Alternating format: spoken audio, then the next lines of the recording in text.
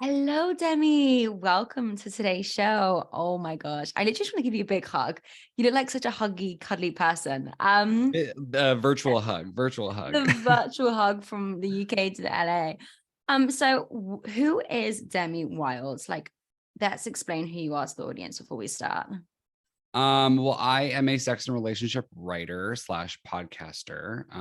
Basically, I like to talk about sex and love and dating and all the foibles that come along with it. I I guess maybe I'm just kind of a sexual deviant at heart. I have a lot of experience in that realm, but I also want to allow others to a space to express themselves and to know that, even if we are all kind of going through a hard time right now, that we are all kind of like in it together, and there's a whole community of people that have had the same sort of experience that I have had, which is really bad sex. Really? Like, what? Consistently? Hang on. Wait, what do you mean? Let me just say it's never usually my fault.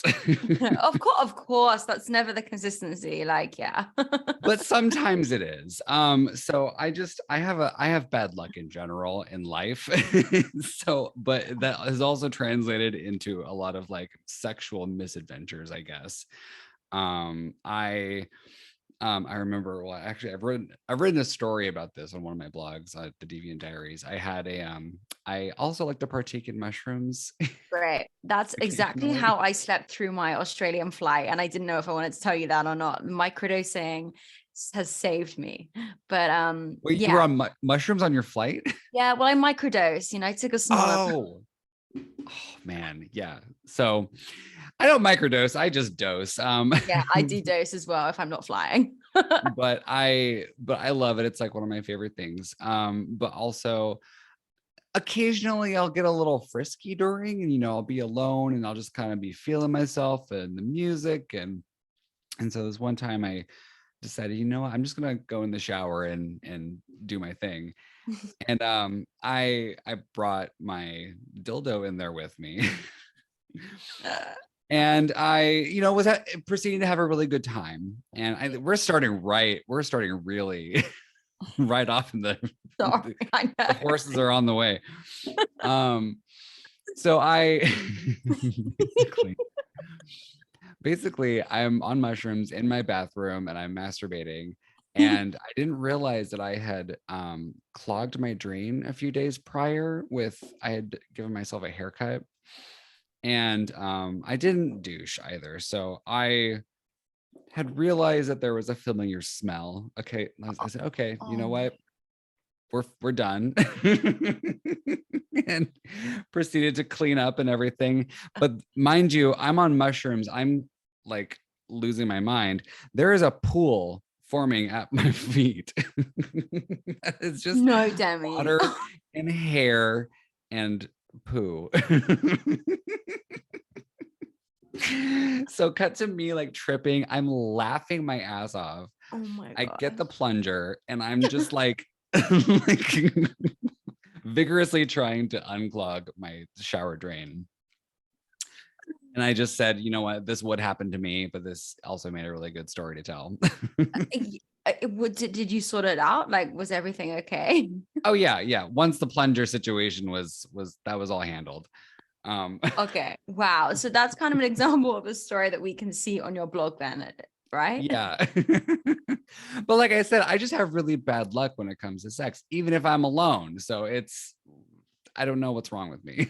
Do you think it's because you say it and you think it, then it kind of manifests in your life as well? Or is it just been something that from the get-go, since you ever started experimenting, it's just happened? I can say I've probably had at least 60 to 100 bad hookups. Now, mind you, I've had probably that much or more good hookups Exactly. Yeah. or sexual experiences. But I also just like to maybe it's a little bit of like analyzing myself, but like the reason why I journal these out and I like tell these stories is because number one, they could be kind of funny and sometimes heartbreaking and kind of like, oh my God, what the fuck? It just happened to me, kind of situations. But also, I think by telling these stories and other people might be able to like identify themselves in like some of these situations that they found themselves, because this is a thing that not a whole lot of people really talk about. But also, I also have a really big advocacy for, or I do a lot of like advocacy for like, sexual assault or things of that nature, human trafficking. I'm actually a certified human trafficking educator. Um, Wow. but yeah, so it also lends itself into some more serious things too. So I think I just want to like help people essentially Yeah. with their issues. And I love that because, like you said, sex no one ever really talks about, but yeah, there's so many issues that surround it, good, bad, ugly, whatever you want to make of it. So I think that's amazing that you do all those different aspects when it comes to that sort of world. Um, so what inspired you to get into like the sex trafficking kind of world in a positive perspective? Right. Well, I can't say so. That specifically was actually kind of a unique situation because I'm a journalist by trade. So Mhm. like I'm a writer.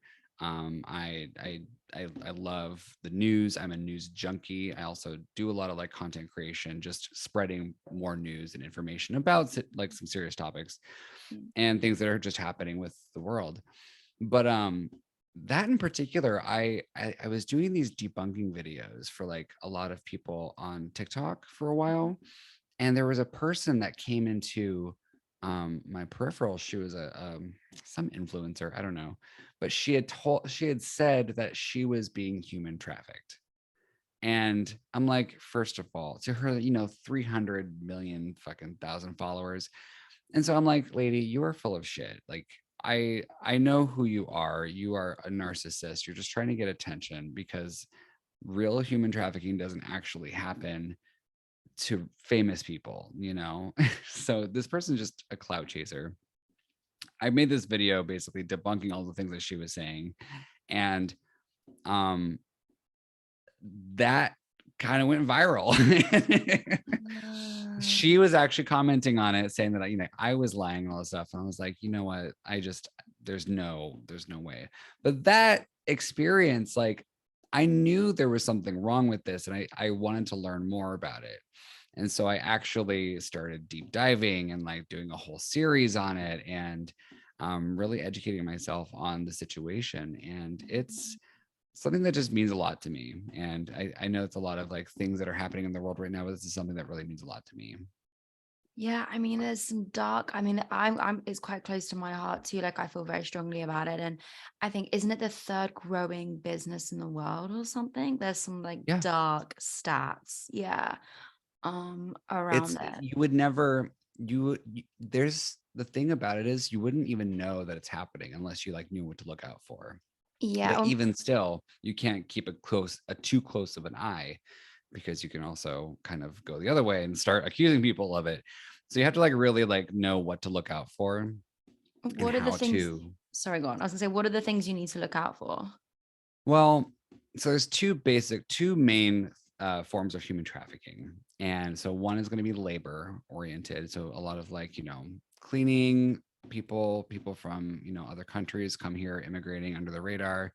They get kind of caught up in these really um, kind of diabolical schemes, then they just can't get out, being taken advantage. And then the other one is going to be like human or sex trafficking. And those are the most sinister because that's the ones that like people get literally like abducted from places, and they're just never heard from again. And so the things to kind of look out for is people who are trying to chat you up, people who are trying to um, get you alone. There's even like reports of like drugging people, and then like all of a sudden there was a whole group of people in not human trafficking. This wasn't specifically human trafficking oriented, but there's a whole group of serial killers in New York City. They were preying on gay people coming out of the clubs. So there are instances of people actually drugging people and then like taking them to their place for situations like that. But there's it's a very difficult topic to kind of pin down, but there's a lot of like moving parts to it. The main things is socioeconomics issues. So people from lower class places are kind of more susceptible, LGBT people, trans people, and women. Wow. And it happens more than we realize, I think. It's like, Yeah. this is why I wanted you to say the signs, because I think sometimes it can be right in front of us and yet we don't even realize because we don't know what to look for. Yeah. Yeah. And it can be any age, right? It doesn't have to be like a younger person. So children actually make up 27% of human trafficking victims, and the rest are adults. So it can be like younger people. It's mostly like teenage to like early 20s, I would say, because after a certain point, either you're kind of like useless to them, or there's actually a story of there was a group of women in like the 60s. Human trafficking has been around for a very long time. It's big And business, so right? It's massive money. It's huge massive money. cash. Yeah. And so there was actually a group of like 5 women in Mexico. They were called the Gomez sisters, the Velasquez sisters. Oh, They had 2 yeah. last names, but they were a group of women who actually like kidnapped people who were just trying to get a job. They would answer a job advertisement, and they actually took all of these women, kind of like kidnapped them, force fed them drugs, and then made them prostitute themselves. So I mean, there's things like that, but then there's also the main thing is that's kind of rare actually. But I think a lot of like the most common way of people get involved in human trafficking is actually through their close relatives. Really? It's mostly family members or like neighbors. It's Mhm. people that are like very close to the families. Because it's that level of trust, right? It's like when Right. also someone's murdered, they typically look at the family members for like Right. the people that you trust the most. Yeah. Yeah. Oh my gosh. I love how we've just gone from like one topic to a really serious topic. So let's talk about the blog then for you. So you've obviously feel very passionate, you're a journalist, about sharing your stories and things. Do you find that attracts some really unique people in your life as well, like given your field of work? And is there any kind of stories that you have where you're like, only this would happen to me because of what I do? Well, there's a lot. So the stories that I tell so I have 2 blogs. One is the Deviant Diaries, and that's my own kind of personal stories. That's a little bit different. That's kind of like maybe a little bit therapy for me, but also it's my memoirs. It's what I want to like kind of like leave behind, because I know sex can be a very difficult conversation to have with people. So to have these kind of like situations that a person's experienced, like perhaps people can take away something from that. Some are funny, like, obviously the bathroom story, or, I have like the first time I cheated on my ex-boyfriend, I told that story on there as well. So there's some like relationship aspects to it. I studied communication in college, so interpersonal communication comes up quite a bit. But also, I have like kind of like a how-to guide as well. So like I also do another blog called A Deviant's Guide to Sex, and I'll cover a variety of topics. The last one I did was heartbreak. Like, what is heartbreak? Tips on dealing with heartbreak. Can heartbreak kill you? Like things like that. Mm. Um, so that's kind of like the sex ed relationship how-to guide that I always think that the world needs. And I forgot the question. I'm sorry. Don't worry, I have two. So I was gonna say, so like, do you believe heartbreak can kill you? Where's that one come from? That's a big one. So there is actually a syndrome called broken heart syndrome that is very rare, but when you experience heartbreak, you're essentially experiencing a traumatic event. And Hmm. that level of loss and grief can actually trigger other health issues. So like it's similar to like actually having a heart attack. There was a Mhm. very famous woman, she was an actress, Marie Tam. She was on Doctor Who back in the day. Mhm. She died of cancer in 2012, and her husband, just hours after delivering her eulogy, was at his desk writing out thank you notes to people that came to the funeral, and he suffered a heart attack. just hours after. And that's what the official cause of death was. But obviously, we also know that there's certain situations that arise when you experience a traumatic event that really do lead into other health issues that can manifest that way.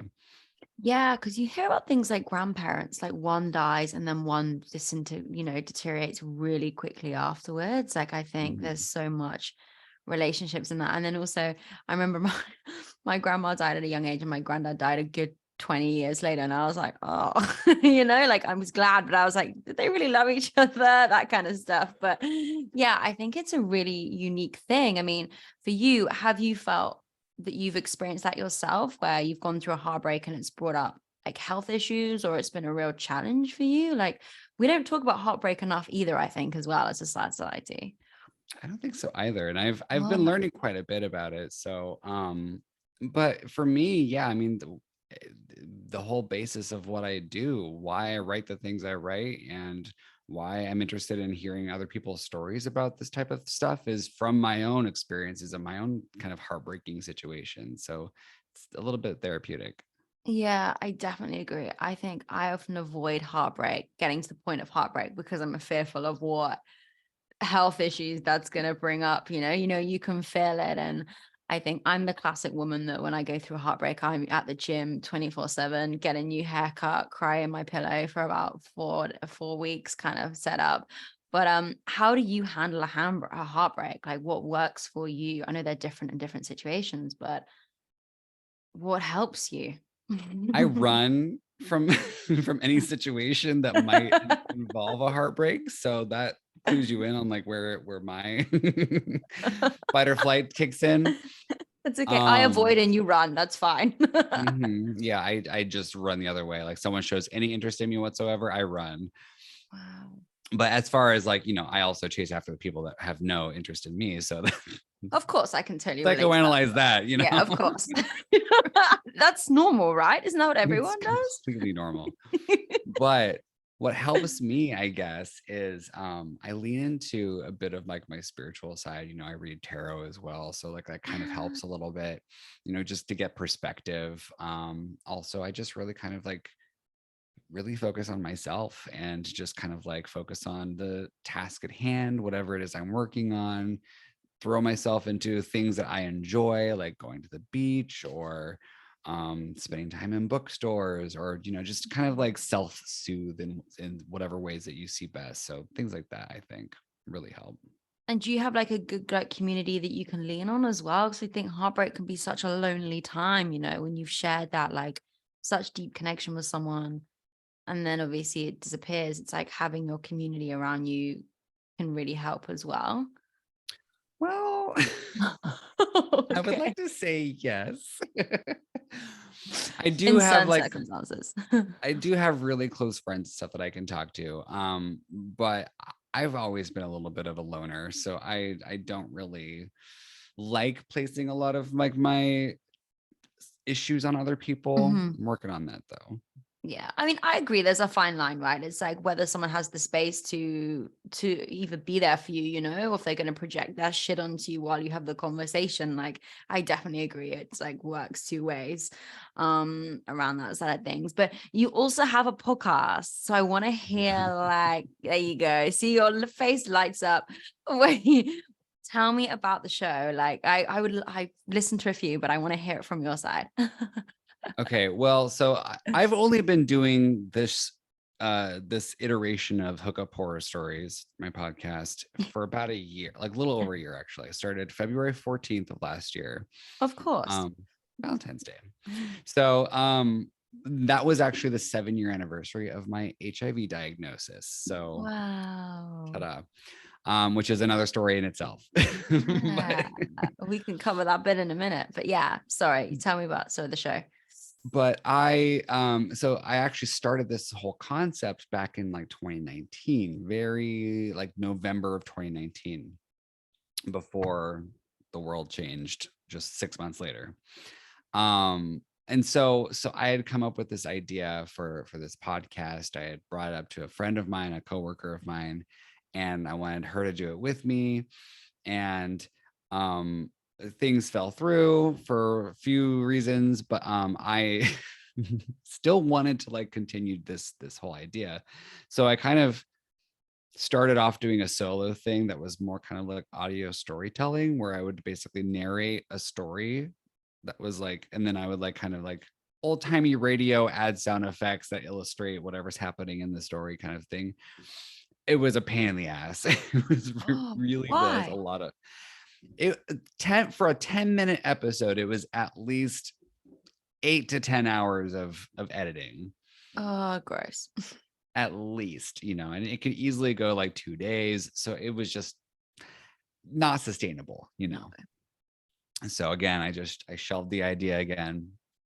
And then I kind of focused on the writing aspect of it. And that's where the blogs kind of came in. And I started working on those.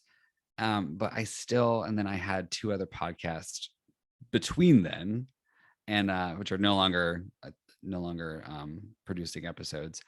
But I just really wanted to do this again. And I decided to just kind of like change it up a little bit, change format, and just start inviting people on to talk about their own specific hookup horror stories. It's all sex and dating, so it's not just hookup stories. But it really makes me happy to like hear that other people are willing to tell these stories, first of all, sometimes to complete strangers. Some of these people I don't know, but it's also just a lot of fun. It's just a lot of fun to sit there and like to talk to people about such a weird topic. Such a weird topic. What's been like your favorite or like most mind-blowing conversation that's come up? So there's been a few poo stories which have Oh yeah. been quite entertaining. Not too many, I think only like 2. But those are always fun. There's been, I mean, I've told my story on other podcasts, but I have way too many. One in particular that I was robbed multiple times by the same person. Wait, what? Yeah. And so obviously you didn't realize you were robbed the first time by this person, right?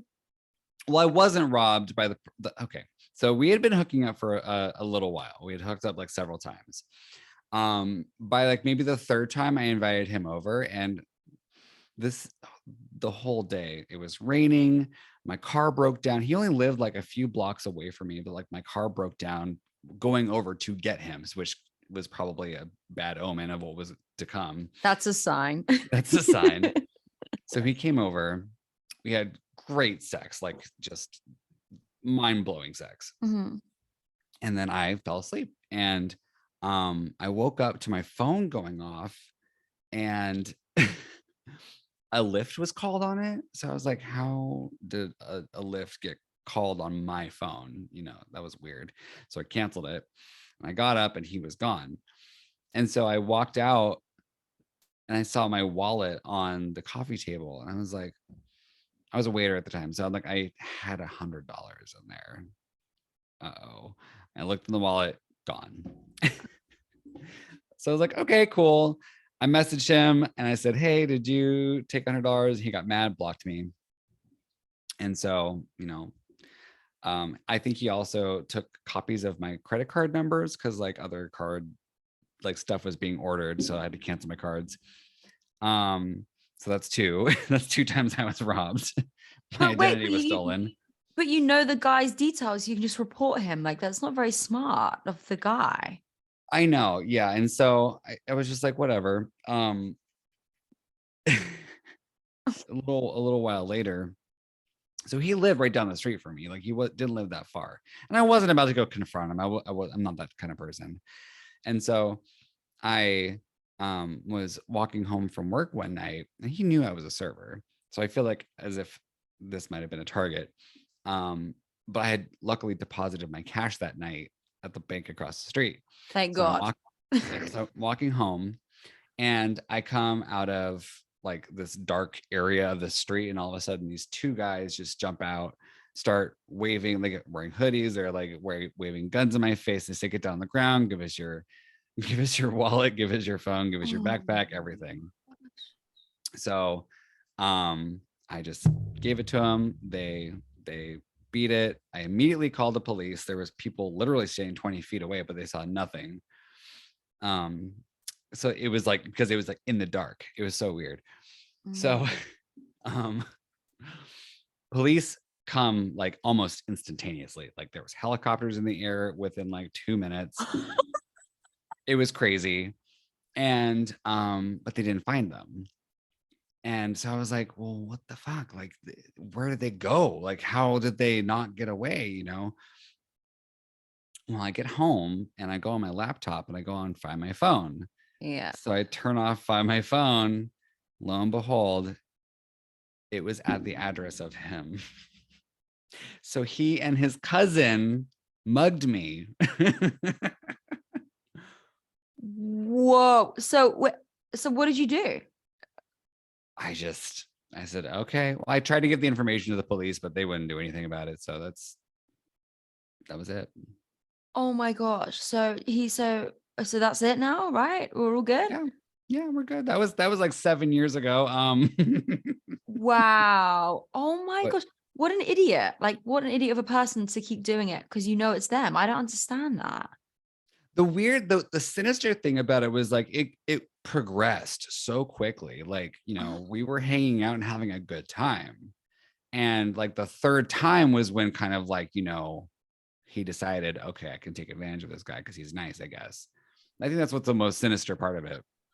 Were there any warnings? Did you get a weird vibe apart from your car breaking down? Like, was there anything that felt a bit off with him? I mean, Or there was a few red flags. Yeah. there always are, but at the time we're like, that's fine. Don't worry about it. Now it Cool. makes sense. Like what? Like what? Well, the one thing he told me was like his mom was a con artist. Okay. You know. So Runs in the family. Which I thought nothing, because I don't judge people like, you know, where they come from, what the parents are. I'm just like, whatever, cool. He didn't seem like he was a bad person, but Sometimes it's always the ones that obviously don't seem the obvious that are, because they know they can get away with it. and also he was hot. And the Oh, sex and he was knew really it, right? good. Yeah. What was his cousin like? Was his cousin hot as well? I guess you couldn't see them really, could you? I never met the cousin. I just knew that he stayed at the cousin's every once in a while, and that's where he was at. Yeah. So what would you do now if you bumped into him? Probably nothing. Yeah. Probably nothing. I just feel bad for him. Yeah, exactly. And just keep your wallet close to you. Yeah. Yeah. Oh my God. So you also just shared that you're HIV positive, which thank you for sharing. I know you're a big advocate for talking about it, but I know like I appreciate you just bringing that up naturally in conversation. Mm-hmm. Like, what for you do you feel most passionate about helping others and being so open about talking about it? Because that's still a taboo topic, which it also shouldn't be either at all. It really shouldn't be. No. But yeah, so I found out I was positive in 2017. 2016, 2017, no, 2017, I think. Anyways, yeah, so it's been a minute. I ever since I was like very young, I also like just learning about AIDS and like just like understanding that this happened. I kind of was like, okay, I know I should probably like pay attention to this just because I don't even at that point, I'm like, I'm not even sure if I knew I was gay fully, but like I just like, okay, I should be like maybe pay attention to this. So it's always kind of like been in my mind. But I had gone through, I was actually dating somebody at the time who found out that they were positive. And I was romantically linked to this person. So it wasn't like a negative, you know, like a one-off kind of situation. And yeah, so I was like, I stayed with him like through the process and you know, I just didn't find out until later that I had gotten it. And I was actually seeing someone else at the time who was undetectable. And so I've always been open to it. You know, undetectable equals untransmittable. So if you are taking your meds properly, you're completely fine. No one can get it. But if you would like to get, you know, backup, PrEP is available as well. So we live in a completely different time that we do now with it, which is fantastic. Thank God. There is other issues, obviously, with the pharmaceutical companies in the States that I also don't agree with. but the help is there. So when I found out, I basically was like, okay, get down to work. Let's figure this out. Let's get down undetectable. Mhm. So I was armed with the knowledge already, luckily, but there are people that are still not armed with the knowledge. So I would like to be a person that people can talk to about it and to learn about it from. And that's also what kind of ties into all this stuff that I do. Yeah. So then, at what point did you realize you were gay? Because you mentioned you weren't sure when you were younger, but you were researching into AIDS anyway and into HIV. So when did you realize you were gay? I mean, I knew from a young age that I was different. I just don't know if Mhm. I had the verbiage for it or if I didn't have like the vocabulary for it. Mhm. I think when I was in like freshman year or like eighth grade, I was kind of like being bisexual, quote unquote, but like that was also just the only word that I knew at the time. But yeah, I mean, I knew from a fairly young age that like there was a different inclination. And then have you ever tried it with women? Have you ever been with women, or you just always One known? time. I was very drunk and I was like, you're gorgeous. It's not gonna happen. No, your thing. No. See, I love this. My brother's gay and he's never been with a woman. And I remember when he won't mind me sharing this. When he came out, he was like, I'm not sure if I'm into boys or girls. And when you as a big sister, I kind of knew, but I would just want him to open up and share. And I was like, Yeah. have you been with a woman? He was like, no. And I was like, have you been with guys? And he's like, yeah. And I was like, okay, well, that is what it is. But I always find it fascinating when people are they've come out gay and they know they like men or whatever gender you want to term yourself as, but they've had female experiences, and it's always interesting to hear, like, was it the be all end all that made you realize you were gay, or do you think it was just you already knew but you felt you needed to kind of just try it and see? Um, I think I was just drunk. Mushrooms Honestly. maybe as well. Not at that time. I didn't actually wasn't experimenting with mushrooms at that time, but yeah, no, it was tequila. Oh, okay, fair enough. Tequila, Oh god. yeah. Oh my God.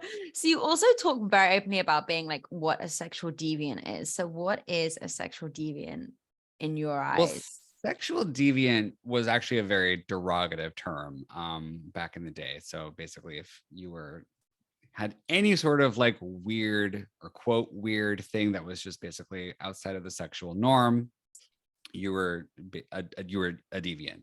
And that also just goes with being homosexual. But I kind of delved into it because of like, well, I just want to reclaim it. I want to reclaim that term because Yeah. if that be the case, then everyone is a sexual deviant. Mhm. If you have sex other than missionary position, like you're To a be fair sexual. though, I think a lot of people don't. Exactly.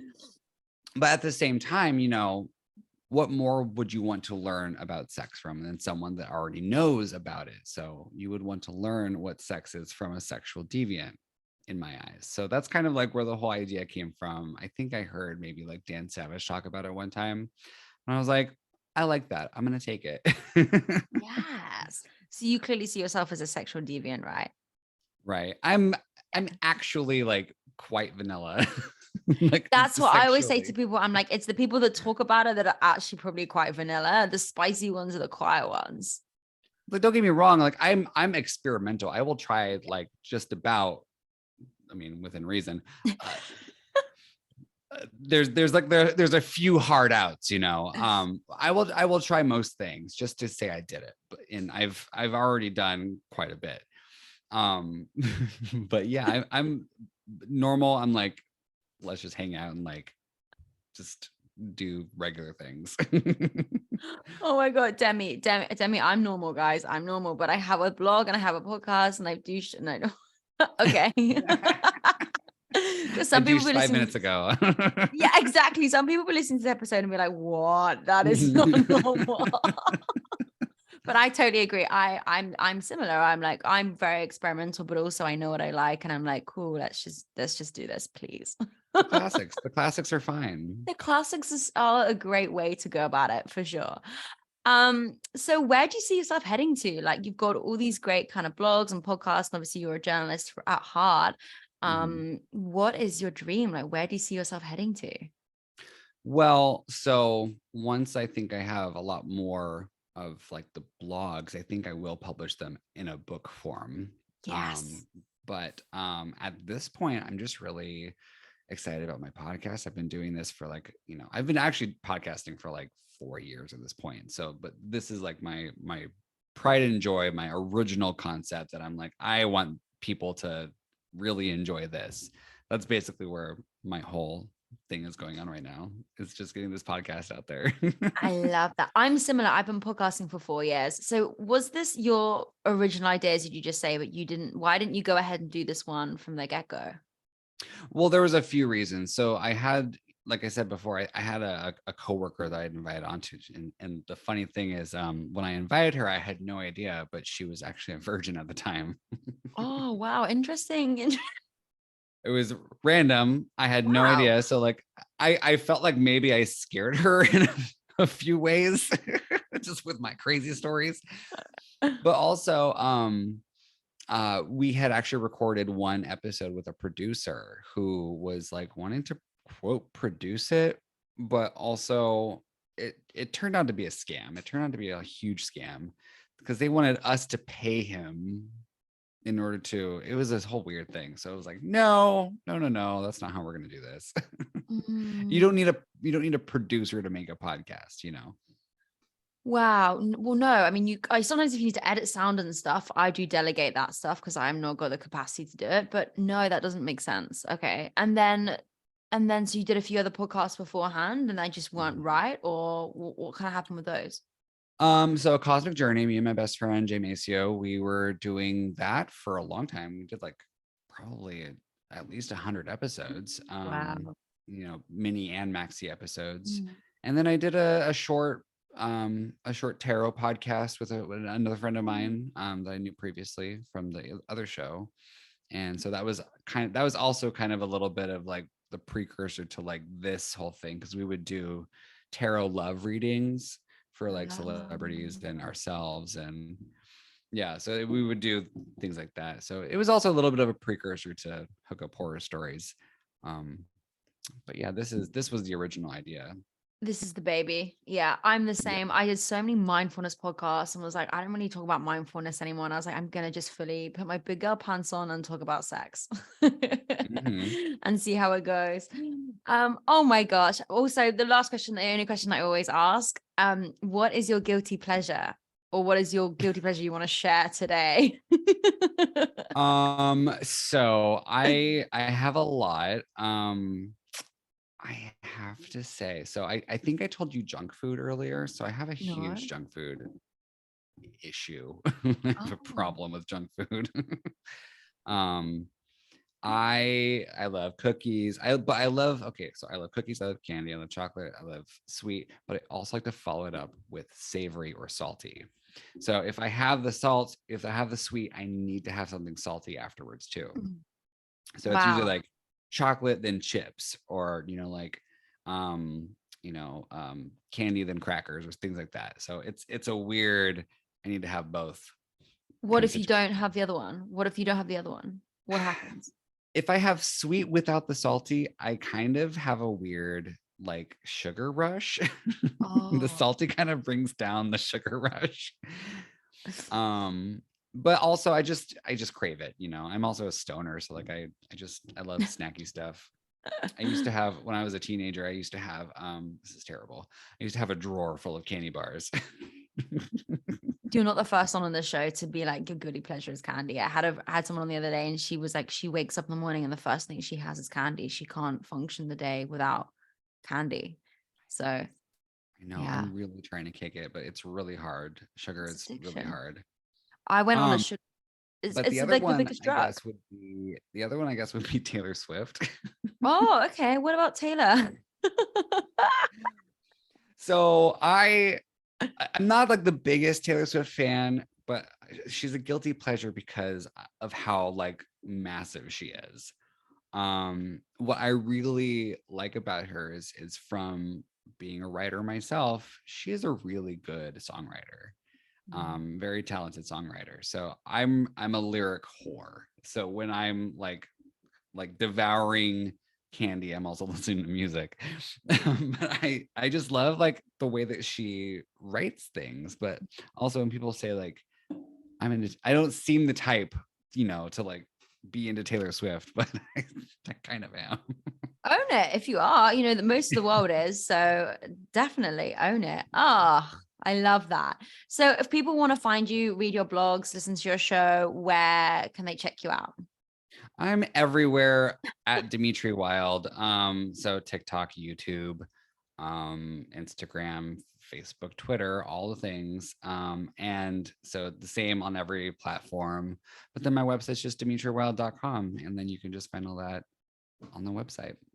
Great. I'll put that all in the show notes for everyone. But thank you so much for joining today. It's been an absolute pleasure. And yeah, anyone wants to have a look where Demi is, I'll put everything in the show notes and you can check out and follow his continual douche poo robbing dating journey. And check out Hookup Horror Stories everywhere you get your podcasts. And check out Hook Up Horror Stories. I'll definitely put that in as well. Oh my God. Thank you so much, darling. It's been an absolute pleasure having you on today. Thank you so much for having me, Lucy. Pleasure, honey.